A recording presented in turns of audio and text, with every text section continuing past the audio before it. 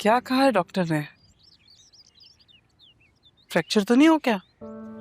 नहीं, ठीक है, बस मोच आ गई थी। डॉक्टर ने जेल दिया है, दिन में 2 से 3 बार लगाना है। दरअसल वो कल दवा नहीं खाई थी ना, तो इस वजह से दर्द ज्यादा हो गया। लेकिन आप खाना अच्छा प्रॉपरली। अल्लाह पाक तुम्हारे सारे दुख और दर्द खत्म करे। अफसोस सिर्फ इस बात का है किसी और का किया हुआ तुम काट रही हो।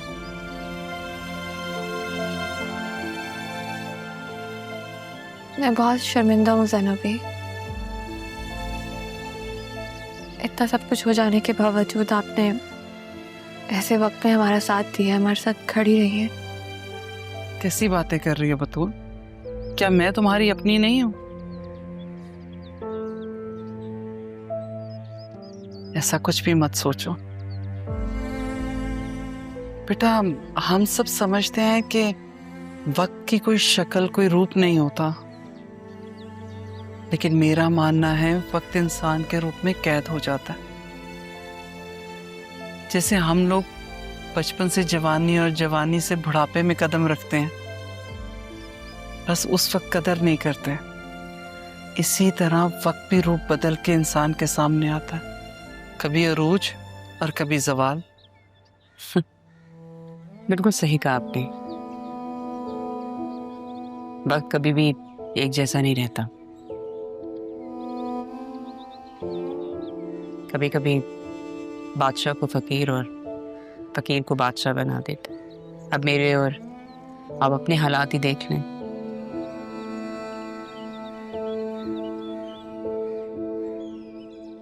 आसिया बेगम, फकीर तो मैं कभी भी नहीं रही। रही बात मुकाम के तयन की, तो ना वो आपके बस में है ना मेरे बस में। वो भी सब मुकद्दर के फैसले हैं। जो कुछ हुआ उसका मुझे बहुत अफसोस है, लेकिन बतूल तुम हमारी बहुत बहादुर बेटी हो, इसलिए डट कर मुकाबला करना, हिम्मत नहीं हारना। तुम जानती हो मुझे वक्त की एक आदत बहुत अच्छी लगती है। वो क्या ज़ैनबी? बेटा वक्त कैसा भी हो गुजर ही जाता, किसी के लिए नहीं रुकता, चाहे वो अच्छा वक्त हो या बुरा, सब टल जाता। कुछ खाओगी? मंगवाऊं?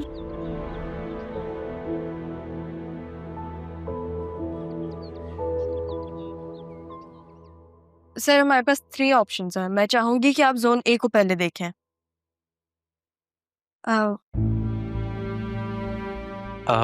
Miss F5 please. जी वो सॉरी सर, ये वो वाली फाइल नहीं है मेरे पास। पीडीएफ में होगा, मैं आपको वो भेज देती हूँ, पीडीएफ व्हाट्सएप कर देती हूँ। दिस इज वेरी अनप्रोफेशनल दो।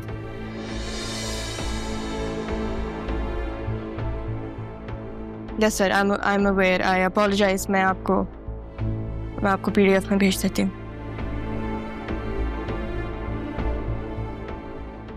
ये ले।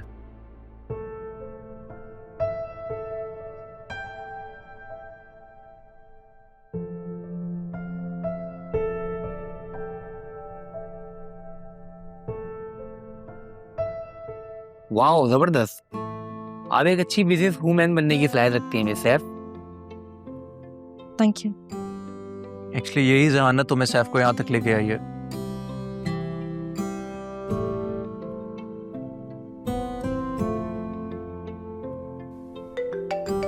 Excuse me. हाँ कहो, क्या आरंग के शेयर मार्केट में आ गए? ठीक है, ओके। सर मेरे पास शायद प्रिंट आउट हो। मैं या श्योर श्योर।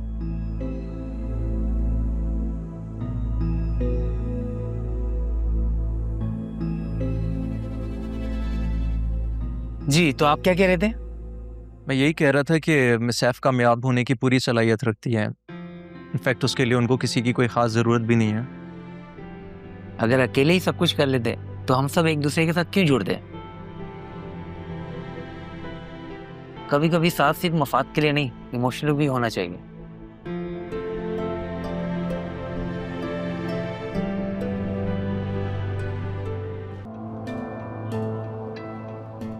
अरमान, आप ही से मिलने से पहले मुझे वसीम और ज़रियून से मिलवा दो बेटा। ठीक है, आप बताएं किधर जाना? बस ये सीधा जाके आगे से लेफ्ट है। आगे से लेफ्ट ले लो।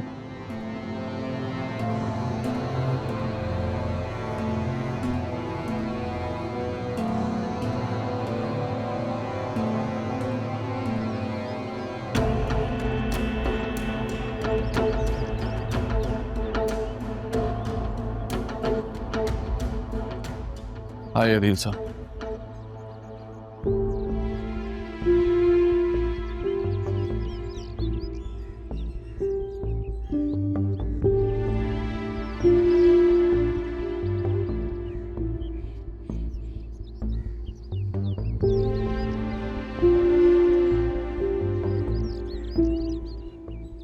कोई दरवाजा नहीं खोल गया।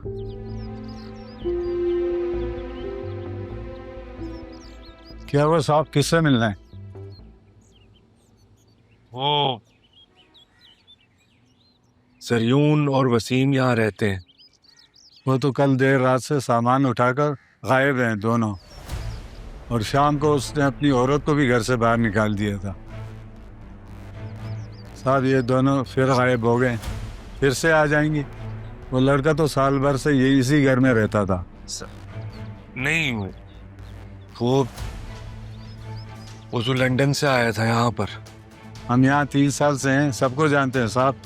ये ठीक कह रहे हैं, ज़रियून पिछले 1 साल से पाकिस्तान में ही है। ये क्या कह रहे हो अरमान? ही रह कैसे हो सकता है? गाड़ी में चलिए, सब बताता हूँ।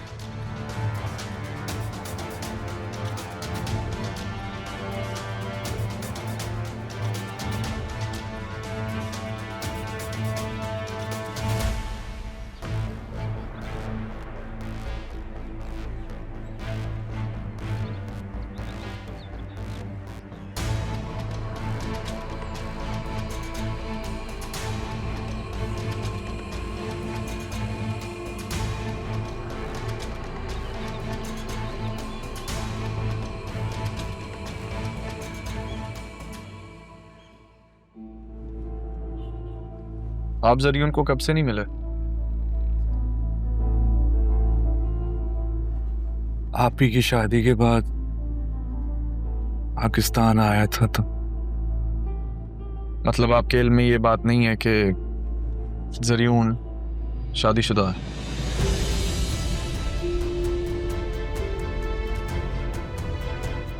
क्या? नहीं, ये कैसे हो सकता है? और तुम, मैं समझा नहीं।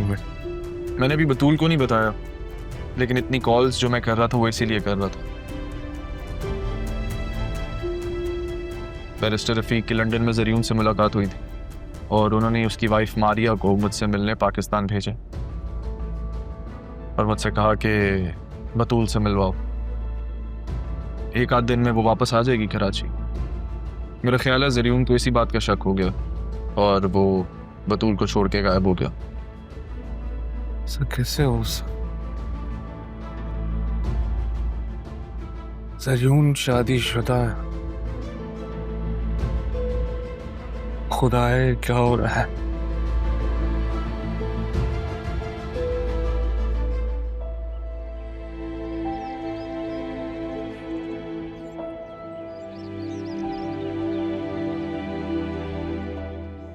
मानना, तुम